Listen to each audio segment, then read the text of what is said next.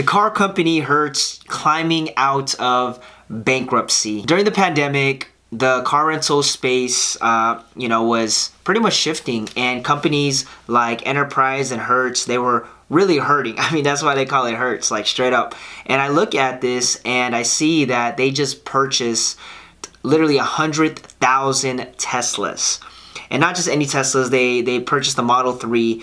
And it's interesting because I think about it, we're a car, because we're in the car company space, so especially a lot of you guys that are doing Turo, this might get you guys in a position where like, wait, do we have competition again? Here's the thing, you can't compete, they just can't compete with Turo, because you look at it, all the overhead cost and them being able to compete against convenience. A lot of reasons why, with everything going on and why they even went bankrupt was not that the industry was falling, but they were going against a new economy. And this is what I keep talking about, a lot in this space, is this new economy, this wave of trying to have convenience with the client, with the customer. A lot of our clients on the Turo platform, it's their first time. They've tried other rental companies. They're casual renters. They'll rent from like Enterprise or Hertz or any other rental car places in their city, and then they've heard of Turo word of mouth through other people because of their experience. Here's what's so amazing, okay? You could do so much marketing for all sorts of products and services you have, right? You could do the email side, the paid ad side. You can do whatever it takes to get influencers to pay them so that they could talk about it. But there's something powerful about the word of mouth business model, and there's something powerful about being able to have convenience.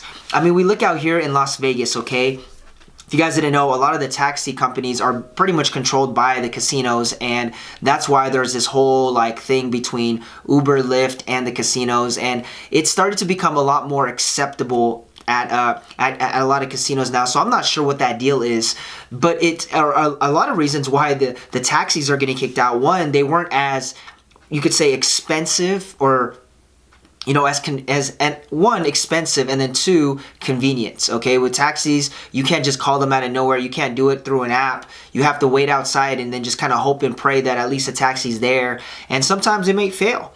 When it comes to the Uber and Lyft model, you literally have your phone here and you're able to call, no fail, boom, you get your experience. And in those cases, before, in the past few years, Uber and Lyft were actually cheaper than the taxis.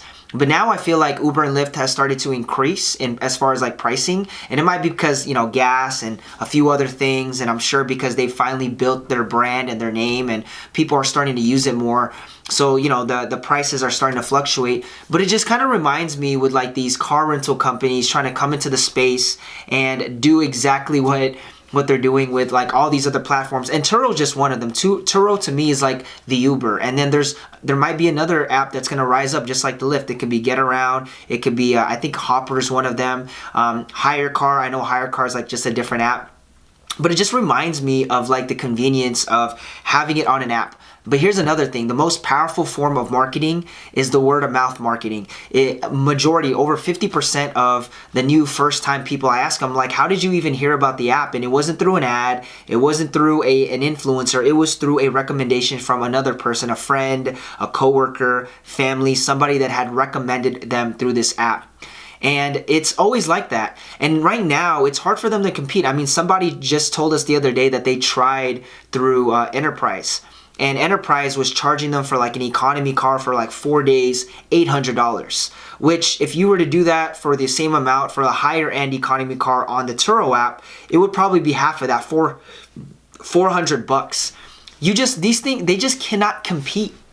Okay, and then the experience. I mean, it's just a diversity of different types of hosts. Yeah, there's going to be hosts that are, not as great on the platform, and then there's going to be hosts like us that are just like top notch, where we give a world-class experience and world-class customer service, and always responding, always being there, always over communicating with our guests. And I'm sure they love that. I'm sure they truly enjoy that stuff.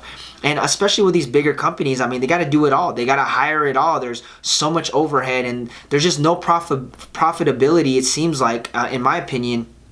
But also, with why Hertz even came is because I'm sure there's way too many investors that have invested in the company where they had to somehow resurrect it. I was hearing how like the person, I think it was like the judge that allowed it to to kind of resurrect back up and get it going, you know, to take the funding that it needed to take. I mean, 100,000 at 40,000, let's say an average of 40,000 per vehicle, that's that's a lot of money. I believe that's in the billions. And then obviously it increased Tesla stocks. You know what they said? In one day, Elon Musk got $17.9 billion richer. So really interesting. $17.9 billion richer in one day. That's a power move. And then the question is, was this a good move for Hertz to buy 100,000 Teslas to be able to spread it across its fleets through the United States? I mean, kind of getting away from the gas and going pure electric. Do they see something that we don't see? I mean, obviously, this is why Elon is just ahead of our time.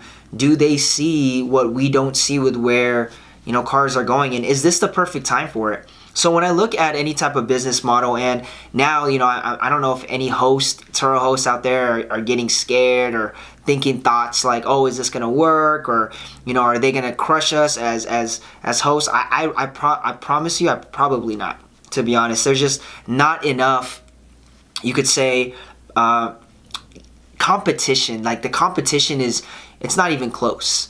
And especially if, as a host, you're doing great, you're giving good service to your guests, they're going to be reoccurring. They're not going to go back, have to go wait in line and call up and book ahead and having to go there. Turo is just so convenient, whether you even pay extra for the drop-offs. I mean, like I said, they pay $800 when they could pay half of that. And they have to go to Hertz. They have to go to Enterprise. If I literally go on Enterprise right now, what they're doing for like a basic luxury. When I talk about basic luxury, it could be like a 2016, 2017, 2018 BMW 3 Series going for like over $100 plus, like $150 a day, $200 a day, because of the car shortage, because they just didn't have enough, and then they run out. So where are they gonna go? They're gonna go to us as host. And I just see this, and I saw what was going on, and this company trying to really get out of bankruptcy. Are they going to last in the next 5 years? Is this investment going to be well worth it, especially with all the investors that are backing it up? We'll see. We'll see. I just think it's an interesting topic. There's a ton of articles, a ton of people talking about it. And, you know, Tesla, even the stocks, I believe it went up like 4% or plus or so. I was just like looking at all the data at how quick things can move, how quick things can shift. But the question is, was this a good business move? We'll see. We see it play out in the next few months, next year, right? Next few years. But is it a threat to us as Turo hosts? I really don't see it. I don't think they can compete. And there's so many Teslas out there. I was going to get a Tesla myself, but I was like, there's just so many Teslas out there in the marketplace. I'd rather just stay economy. People are still drawn to the gas for the convenience. I know with Teslas and their mission and people wanting to go green and save and energy, you know, there's so many factors to it. Would I want a Tesla for the feet? I probably would. I mean, I think it'd be fun. I think that would be one of the next like cars I'd want to get. I mean, going for around 40 grand, I could justify that. There's the only issues with like the Tesla is like having to guide the guests through a process of saying, hey, this is how to use it. Because I'm sure most of these people that have never even drove a Tesla before. A lot of our drivers, they've purchased their own vehicles with Honda, with Nissans, right? And those are the cars we rent, so they're just very familiar with it. Most of the time, people just rent a Tesla just to kind of figure it out. So you're kind of like guiding them and giving them a manual on how to use it and where to charge it. It's just like not as convenient, especially at right now. I know a lot of the newer casinos out here in Las Vegas, a lot of the newer buildings are starting to have charging stations for Tesla, but not to the point where it's like at every corner, like how gas stations are almost at every corner. So I think that's where it's going to go. You know, I could see that changing in the next 5 years, definitely the next decade. There's going to be a big shift in that. But right now, for the next few years, I could still see obviously these gas cars, especially the economy cars, the gas savers. They're going to be running. People are going to continue to rent them. So there's a lot of market share, especially for the Turo platform. I just thought it was interesting just hearing about Hertz, Enterprise. I don't see them personally as competition. People are actually getting away from it and they enjoy. They're like, wow, we love this experience way more. And like I said, at the end of it, it's all about the customer experience and also the word of mouth that is powerful. If they get a great experience better than these rental car companies on the Turo platform, it gives Turo a good name. And obviously it allows them to make their money, right? And also love on us as hosts, but it keeps these people that continue to rent to keep coming back in. It's always a blessing. So what do you guys think? Let me know below. Just want this video to kind of age well, see where it goes, see what predictions we had. And yeah, any questions, drop in the comments, and we'll just keep going. If you guys like this stuff, you guys can tap the like button. Really appreciate that. Hit the sub for more content, entrepreneurship, marketing, talking about this rental car biz and all types of businesses. Whatever I kind of do, I just want to document that. So y'all be blessed. Take care. Bye-bye. I'm so free, I got no chains running through the wall. Heaven got a playlist. I promise that's my favorite placement. Faithful over famous. Yeah, faithful over famous. Tell them I'm so free, I got no chains on me. I'm so free, I got no chains.